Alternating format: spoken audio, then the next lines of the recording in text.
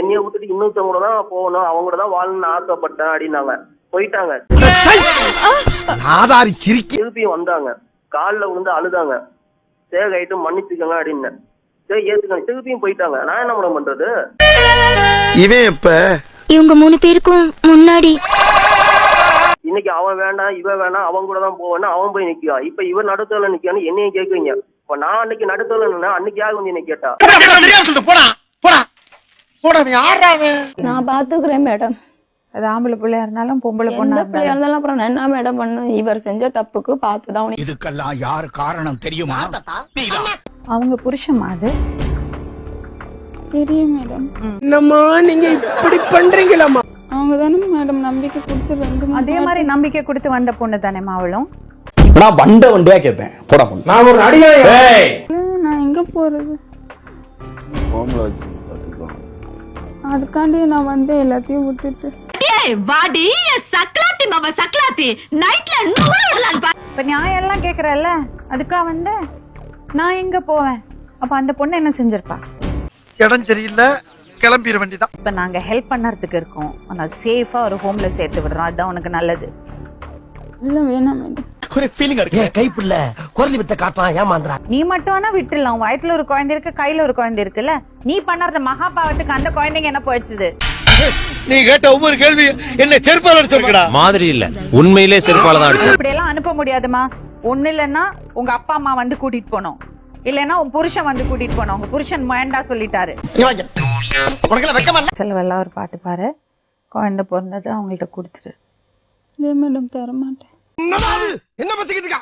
எதுக்கு எடுத்தாலும் எனக்கு மடக்காம இப்படி விட்டுட்டானே அப்படின்னு பழி வாங்கணும்னு கூட பண்ணுவேன். நீங்க தான் இப்ப என்னைய பழி வாங்கிட்டீங்க. நான் உங்களை பழி கஞ்சி தண்ணி குடிச்சாலும் நாங்க 2 பேரும் அவ்வளவு சந்தோஷமா இருப்போம். என்னைக்கு நீ வீட்டுக்குள்ள வந்து காலடி எடுத்து வச்சு நிம்மதியே போச்சு. கர்மா ஊராடாது. இவன் முண்டாட்டி அவன் வச்சிருக்கேன்றியா, அவன் முண்டாட்டி இவன் வச்சிருக்கேன்றியா. நான் சொல்லி காமிக்கிறேன். இன்னைக்கு அதை உன் மேல ரொம்ப என்ன மேல அழுகுறேன். இப்போ உனக்கு இருக்கிய என்னோட வழி அன்னைக்கு நான் எப்படி இருந்திருப்பேன்னு தெரியுமா? என் வாழ்க்கையில இன்னும் நான் எல்லா குடும்பங்களை பார்க்கணும்னு இருக்கும் எனக்கே தெரியல. இப்ப அவர் நல்லவர் எல்லாம் கிடையாது. இல்ல மேடம், அவரை தப்பு பண்ணிருக்காளோ அவ்வளவு தப்புனாரு. அவர் ஆம்பளைங்கிறதுனால தப்பிக்கிறாரு. இதெல்லாம் பேர் எனக்கு தெரியுமா? அது மட்டும் இல்ல, அவரை நம்பி இன்னொரு குடும்பம் இருக்கிறதுனால தப்பிக்கிறாரு. அவ புருஷன் விட்டுட்டு போயிட்டாரு. போயிட்டாங்கம்மா. ஆமா, வேற வழியே இல்லையா? இந்த வழி இருக்கு. நக்கலு. அப்போ பெண் அது 2 பேரும் தண்டனை வாங்கிக்கிறது அந்த பெண் மட்டும்.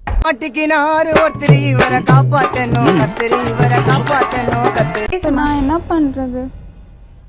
ஹோம்ல ஜாயின் பண்ணி விடுவாங்க. அதுக்காண்டியா நான் இருக்கேன்.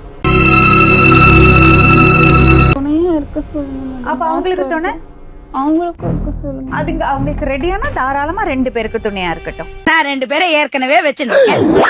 2 பேரையா? சொல்லவே இல்ல. உங்களுக்கு ஓகேம்மா? அப்ப நான் என்ன பண்றது? உனக்கு 2 சாய்ஸ் தாமா. ஒண்ணு மேடம், நான் ஹோம்ல எல்லாம் சேர மாட்டேன். அப்புறம் என்ன பண்ணுவீங்க? நான் போய்க்கிறேன் எங்கேயாவது. ஒரு பொறுப்பு இருக்கு மேடம். நான் மட்டும் எப்ப பார்த்தாலும் பாதிக்கப்படணுமா? யோசிச்சிருக்கணும்.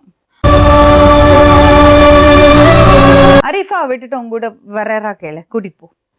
அரிஃபாவோட அப்புறம் ஏன் துரோகம் பண்ணீங்க? உங்களுக்கு நான் பண்ணது தப்பு தான். உடம்புல கட்டு போட முடியாத அளவுக்கு பண்ணுவேன். பீஸா விட்டுட்டு வேண்டாம். நான் செஞ்ச தப்பு தான் மேடம் தெரியும். அதுக்கு தண்டனை அனுபவிச்சு தானே ஆகணும். என்னப்பா செய்யறது? அதோட தண்டனை நீ மட்டும் இல்ல, உன் பசங்களும் அனுபவிக்கிறாங்க. அதான் கஷ்டமான விஷயம்.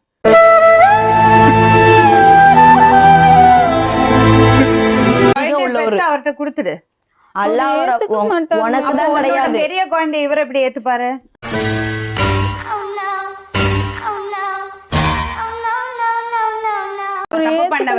உங்களுக்கு வேற ஒரு பொண்ணும் பாத்துட்டாங்க மேடம், உசைனுக்கு.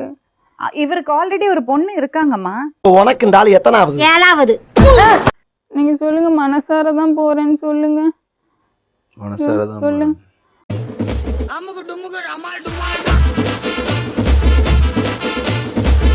தானே நீங்க சொன்னீங்க என்கிட்ட, ஏதாவது வந்தாலும் நான் பாத்துக்கிறேன். இப்ப எப்படி பேசிட்டு இருங்க? உள்ள பிறக்கிற வரைவெல்லாம் வச்சு பாத்துக்கிறேன். என் வாழ்க்கையில இன்னும் நான் எல்லா குடும்பங்களை பார்க்கணும்னு இருக்கோ எனக்கே தெரியல. உள்ள பிறக்கிறவரை எங்க வச்சு பாத்துப்பீங்க? திருச்சியில ஏதாவது ஒரு வீடு பார்த்து எல்லாம் வைக்கிறேன்.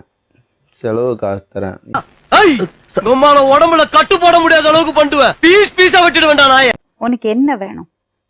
இவங்களோட இருக்கணும். அவங்க ஒத்துக்கணும்லம்மா. அது நீங்க தயவு செஞ்சு ஒத்துக்கோங்க.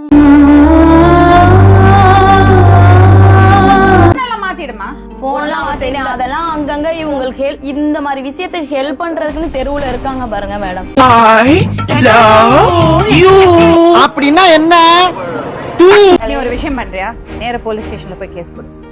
கண்டிப்பா கொடுப்பேன். போய் கேஸ் கொடு. இவன் மேல கேஸ் கொடு. உன் புருஷன் மேல கேஸ் கொடு. இது நம்ம லிஸ்ட்லயே இல்லையே. அடேங்கப்பா. அந்த பொண்ணு வந்து போலீஸ் கேஸ் கொடுக்க போறா. உன் பேர்லயும் அவங்க ஹஸ்பண்ட் பேர்லயும் போலீஸ் கேஸ் கொடுக்க போறா.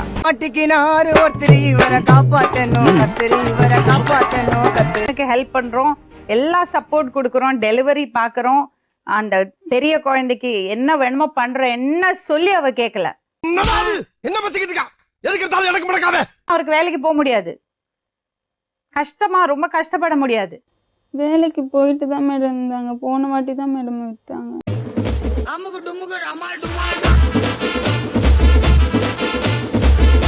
ஹாய் ஃப்ரெண்ட்ஸ், இது உங்கள் SMT 360.